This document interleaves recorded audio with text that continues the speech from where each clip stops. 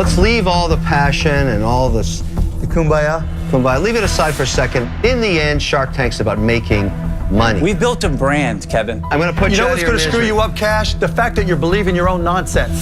These Right? are- At this some is point, real you got to data. do the work. These are Just real being numbers. somebody doesn't get done, bro. If you're a fan of Shark Tanks, then do drop a like to this video right now. Hey there gang, what is up and welcome back to another video on Film Slim. Shark Tanks has played a part in flourishing many small businesses and has also changed lives as a result. But there are a few entrepreneurs that came to the show and got under the skins of the sharks. Today, we're going to be looking at 5 such entrepreneurs that managed to get on the bad side of the sharks.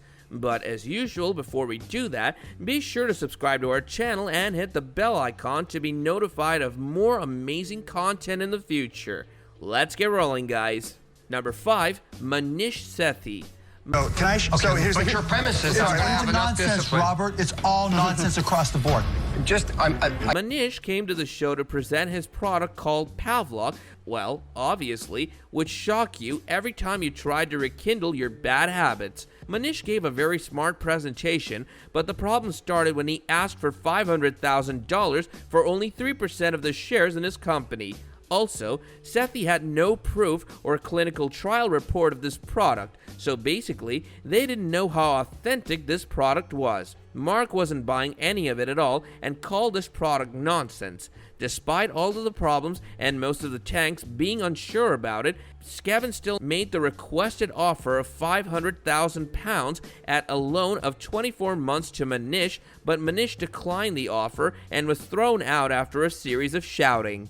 Number 4, Jared. The problem with that statement is that you're saying, hey, let's get married. And I'm saying, hey, buy me a drink first. This guy came to the show with a very promising invention.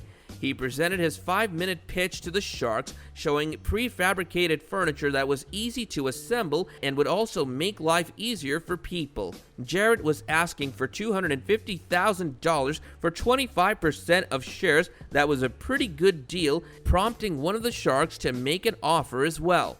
However, the sharks were also asking a part in his other inventions also, to which Jared replied very rudely and continued to show arrogance to the sharks regarding his stuff. Damien pointed out that he was the one asking for the investment and not the sharks.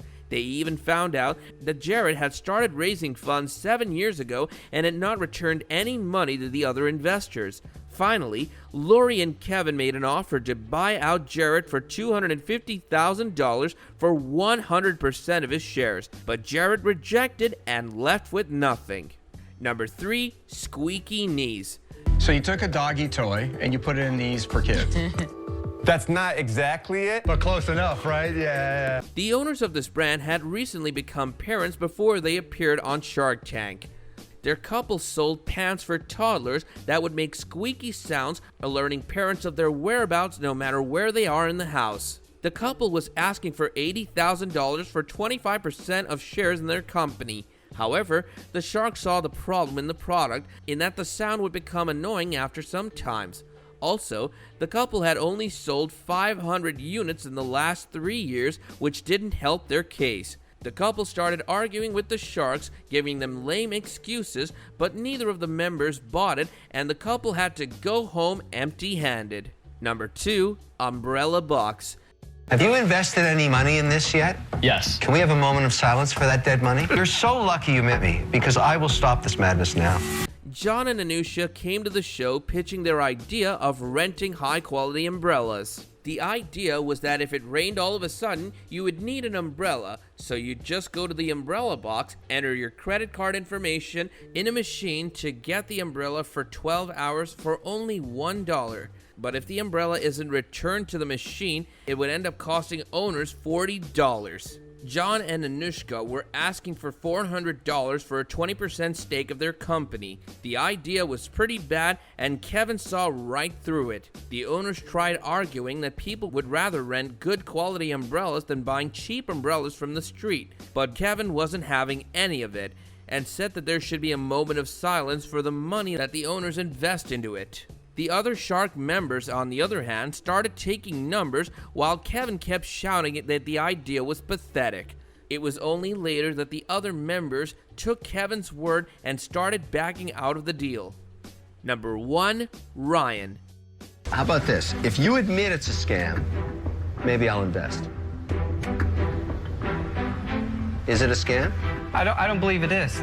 Ryan came to the show in 2012 with his idea of ESSA watches. The watches had a negative ion technology that worked with the positive ions of electronic devices that would store the energy of a person's body who's wearing the watch. Ryan was asking for $35,000 for 20% of his company, and the fact that he had sold $110,000 prior to this helped his case a lot. But Mark saw right through Ryan from the beginning and refused to even engage while he was giving the presentation. He refused to believe Ryan's technology existed and straight up called this a scam. Ryan had no clinical test report to back his argument, and the rest of the Sharks started backing out as well. Damon even accused him that he stole his watch's design from another company. In the end, Kevin gave Ryan an option that if he admits it's a scam, then Kevin would invest. But Ryan didn't do it and went home empty-handed. But that's the reality of business in general, never mind Shark Tanks. Some people make it and some don't. And that about wraps up another video, which we hope you guys enjoyed. Hit like if you did, and don't forget to subscribe to our channel so you don't miss out on any more videos in the future.